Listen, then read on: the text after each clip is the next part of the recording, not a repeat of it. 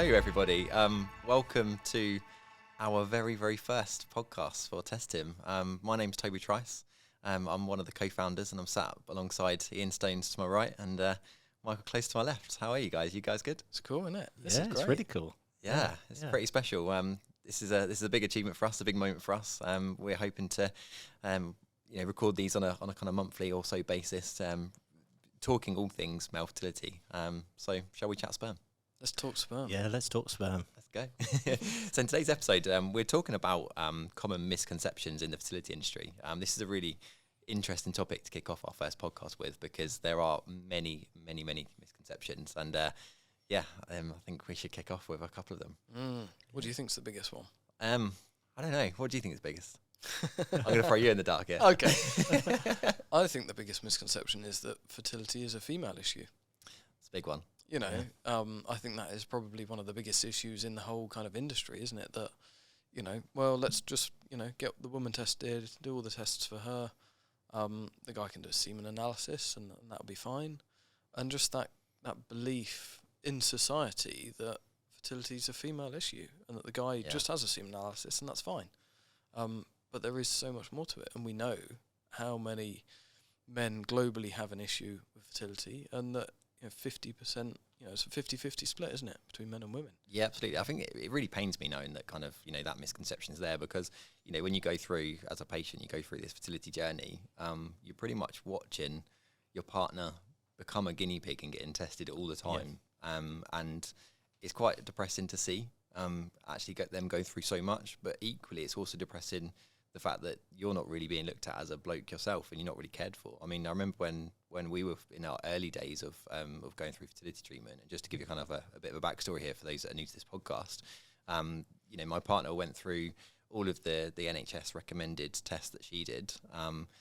And she was obviously got a clear picture of kind of how her fertility was, how good it was at that point. I had a basic semen analysis, and do you know what? I thought that was it. I was like, okay, that's what I need to do. It doesn't seem like there's much going on there, but it came back relatively normal.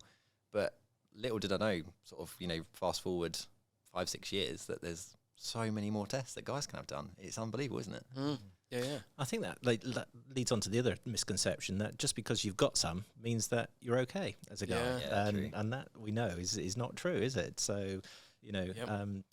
What we know now through some of the tests that are available is that what actually happens in the NHS is actually quite substandard in many ways, very basic. And actually giving misinformation to patients who think actually it's okay, and leads them into a journey which can be quite a devastating journey, both mentally as well as the impacts that has on people. Yeah, and I think what you just said there about kind of you've got sperm, then you're okay. That literally rings true to my story. I think pretty much every semen analysis that I had done under the kind of NHS system and through into IVF was pretty much okay. I had sperm in the right quantity. I had them swimming in the right direction. My morphology was borderline okay, but not that was the one that slightly dropped. But I was always told at the time, okay, that's fine, we'll just do ICSI. You'll crack on and do ICSI. And of course, rabbit in the headlights, you're going through this process with all the hope, and you just don't really question it. But it wasn't until that I did a DNA fragmentation test that actually, gosh, my sperm was pretty broken. I had really, really high levels of DNA fragmentation, and that sperm that was measured that looked okay on paper on a generic standard semen analysis actually was no good, and therefore I wasn't able to conceive. So it's quite a big one. And that's something I hear all the time in my clinical practice is I might chat to the couple, but typically I'll be working and chatting with a woman, and I'll be, how's your partner? Has your husband had a semen analysis? Oh yeah, that's fine. Mm-hmm. Yeah. Or the clinic has said, oh yeah, no, he's got great. He's got super sperm. It's like, right, okay. Mm-hmm. But as we know, it doesn't, you can have a perfectly excellent, semen analysis, but it doesn't actually tell you anything about the integrity of the sperm and the ability for conception to happen. Correct. Yeah. I mean, it's amazing actually, because when you look at some of the science elements of what we know, And certainly what's been reported in quite large journals, including ESHRE, which is the European sort of Society of Human Reproduction and Embryology. Back in 2017, they actually identified that where couples are still having problems naturally trying to conceive after 2 years, even with a normal semen analysis, that there can be significantly impaired sperm function as characterized by DNA fragmentation tests, sperm DNA fragmentation tests. So it goes back to what you were saying, Toby, is that the misconception is that even though you've got what appears to be a normal semen analysis, with all the right WHO parameters, World Health Organization parameters, actually it doesn't mean anything if you still can't conceive. So, yeah. It's just made me think of one of the other big misconceptions, and this is one that gets me quite worked up. Go on. Is that IVF or ICSI is the answer. Yes. Oh, well, okay, so again, I hear this from couples. Well, motility wasn't very good, his concentration's not so good, not in terms of his mental concentration of his semen analysis. It's fine, we'll just do ICSI. And it's like, oh man, that's not necessarily the answer. It has got its place, definitely, but that misconception of ICSI is the answer. Well, it's an interesting topic, that one, because ICSI has been around for nearly 30, 40 years now, and actually has been the tool to overcome some of the normal physiological challenges that sperm have in fertilizing eggs. But the misconception is that ICSI is a procedure to treat fertility. Yeah. It isn't actually. No. It's not. It doesn't treat fertility. It treats the sperm. In terms of bypassing the normal fertilization process. But there will still be underlying issues that's there in the man, which is resulting in the lack of fertilization capabilities. And that really is the topic that needs to be addressed: is what are we doing to actually identify the issue in the man rather than trying to treat the sperm? Yeah, quite. Yeah, and I think I just want to kind of touch on here from a kind of society perspective about, IVF is the answer. I remember when we were kind of going for our first round of IVF, and we were telling our, close knit of friends and people around us that kind of knew what was going on. The amount of people that were like, "Oh, amazing, great, you're gonna have a kid," and it was like at that time it was like, yeah, don't work like that. It's not always guaranteed, and actually the thought of going to IVF was a really daunting process because success rates are, as we know, quite low. And for us, the 2 rounds didn't work. We had 2 miscarriages really early on, so it was a really difficult thing to accept. But the fact that people just think, IVF is your fix. It's not necessarily. I mean, it is the right treatment for some in some occasions, but absolutely. Yeah. But like you say, you need good quality sperm and good quality eggs to make that kind of stuff work, right? Absolutely, yeah. And what is quality at the end of the day? I think that's the other misconception is like, how do we measure quality, and what should we be measuring? I think there's a lot of knowledge about what quality looks like, but do we actually practice that in the real world, and do where we entrust our well-being with fertility clinics and our financial elements to it and so forth, are they actually doing as much as they possibly can do to actually help us as guys from that point of view? I think about a conversation we had earlier today.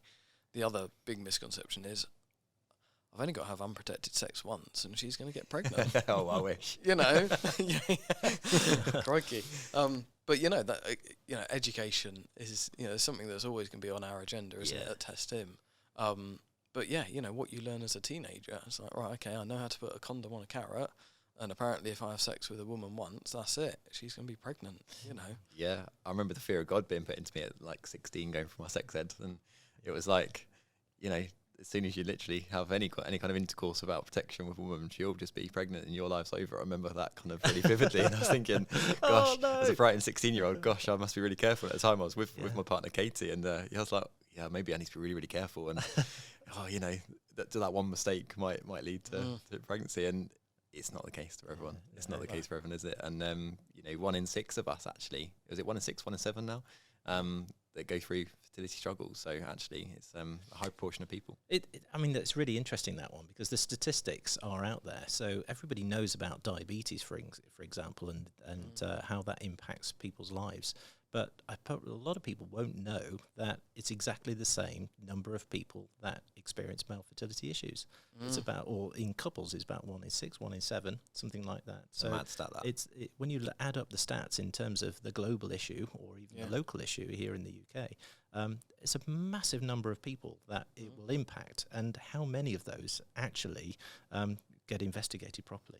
It's scary, isn't it? And how many of them know how to get investigated, or what they should even be looking at? Yeah. You know, the vast majority of them don't know anything. No, because they're not being told anything. Well, the other interesting concept here is about family planning. So if you talk about family planning, you would automatically assume that it's about trying to prepare to have a baby, isn't it? It's about planning for your fertility future or something like that. But actually, it's not at all. Family planning is about preventing, sort of fertility. Very true. Isn't it? So that's another misconception about family planning clinics. Is not about trying to plan for a baby. It's actually trying to stop you having a baby in the first place. So, how do you get the education the other way around about proactively what to do to have a baby, naturally, or through the assistance of technologies that are available? Yeah, and I think kind of that education, sooner in life, it would be better, because certainly through my experience, I kind of lived right through my early 20s just being able to expect to have a child when that time was right, when Kate and I decided, right, okay, let's try for a family. We'll have a baby within the year and we'll move on and grow old together and watch our children grow up. And actually, when you get faced with the fact that actually that's not possible, it's a really scary thing, isn't it? And I think if we can kind of change and transform education so that more people can be aware of it, then at least when one goes through a difficult thing like fertility struggles, perhaps society around them would be a bit more kind, because quite often one of the things that patients often experience, and I'm talking firsthand here, is that you'll see friends and family and they know you've been together in a relationship for a long period of time, and the amount of times people will go, oh, when are you guys having kids? Is it about time you have a child now? And like your grandparents will be like, oh, isn't it about time you start trying? And deep down you're going, yeah, it's been 5 years. Yeah, it's tough. No idea. Yeah, if only you know. And that is a really hard thing to live with. And I'm sure anyone listening to this podcast that are currently going through fertility struggles themselves, I'm pretty sure that will resonate with them, right? It's Absolutely. It's a really difficult thing to deal with, because when you're at your lowest and you're struggling with this, you don't really want to be trying to justify yourself. You just want that support naturally there. So if we can help educate people earlier on in kind of fertility, then perhaps society will be more kinder. Well, I think that's what we're trying to do, really, is trying to remove these misconceptions, isn't it? Absolutely. And, to remove some of the stigma that's attached to, fertility challenges, both male and female. It's a couple issue, isn't it? So, I think the more that we understand about misconceptions and try and, realign self-awareness and education, that's only going to do, a positive thing, isn't it, for anybody that's going through fertility challenges at the moment. Yeah. Or people that are supporting people that are going through it, like you say, Toby, that they're not putting their foot in it and saying, oh, you're not had a baby yet, better crack on, time's ticking, which doesn't help. But that actually leads me on to another one I've just thought of. Go on. That age doesn't affect male fertility. Oh, yeah. Oh, gosh, no. There's another misconception. There is a massive misconception, and I think we've seen it in the media, haven't we? There's lots of superstars that have had children late, like Mick Jagger, for example, and various other celebrities that have been around the block. Was it Charlie Chaplin? Charlie Chaplin was probably one of the oldest ones, wasn't he? 80 something, wasn't he? Was he really 80? Yeah. No way. Yeah. That's crazy. So that's a massive misconception that you can still father a child at any age. That absolutely is not true. For some genetic composition of of guys, it may well be true, but the general knowledge is that our sperm quality will decline over age, as it does for women. So very big misconception there. Yeah. I've got loads coming to mind now, so I kind of I want to write some more. The tap's open. Yeah. I want to write some more news articles for the website about kind of sperm myths. Yeah. And I guess these are misconceptions. So we could get into exercise and cycling and smoking and all that. I mean, we could be here for weeks. Yeah. But you can get into things like penis size and testicle size. Yeah. Is that a thing? Do I need to worry that my balls seem a bit small, you know, because guys won't talk about that, will they? Well, no, Yeah. and actually people don't get checked, do they? You know, No.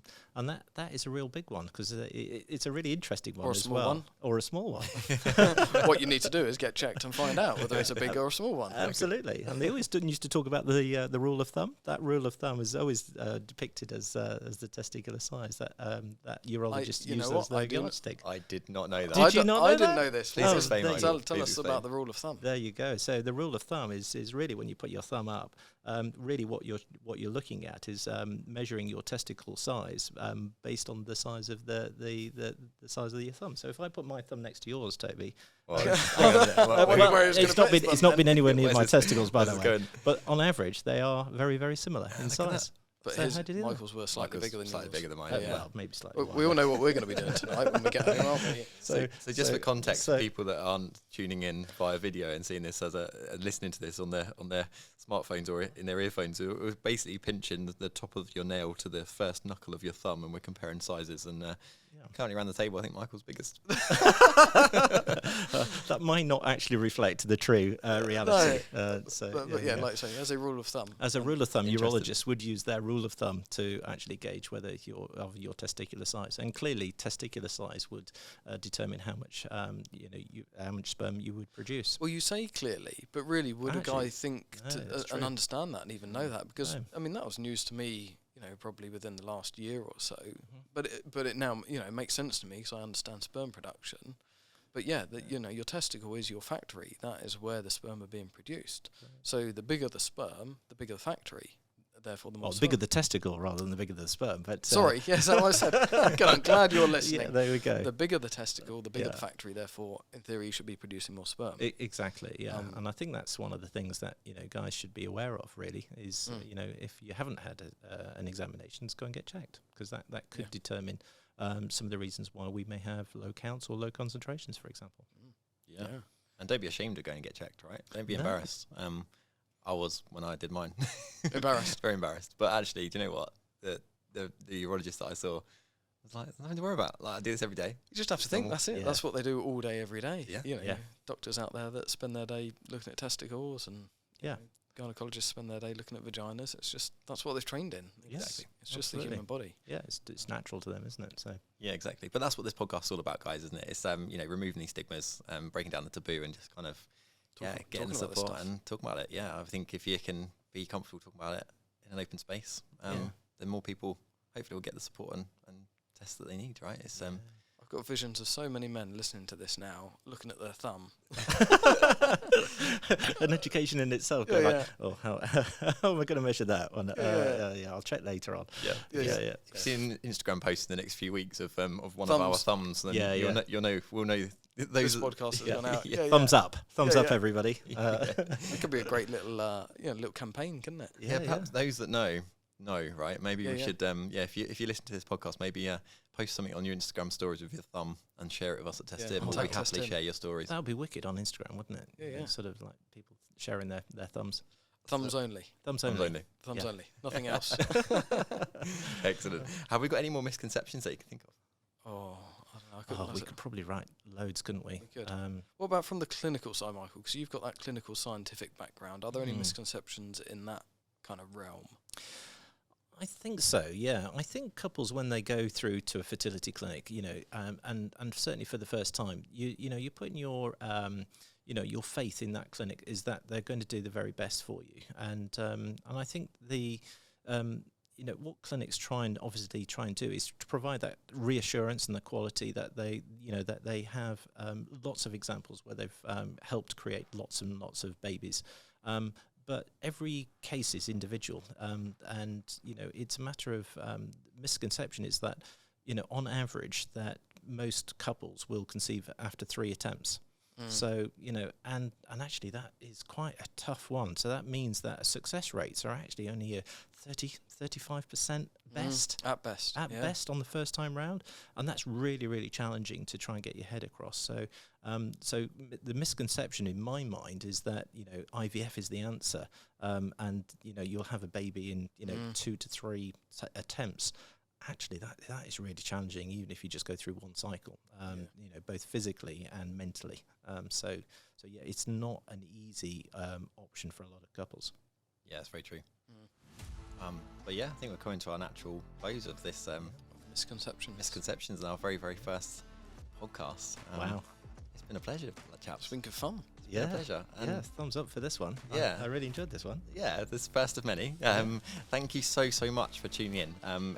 We cannot wait to share more advice and more information for you through our testing platform. If you haven't done so already, please visit www.testhim.com for more information about male fertility and how we can help you guys out. But, I guess we'll see you on the next episode. Yeah. Cheers. Perfect. Take care.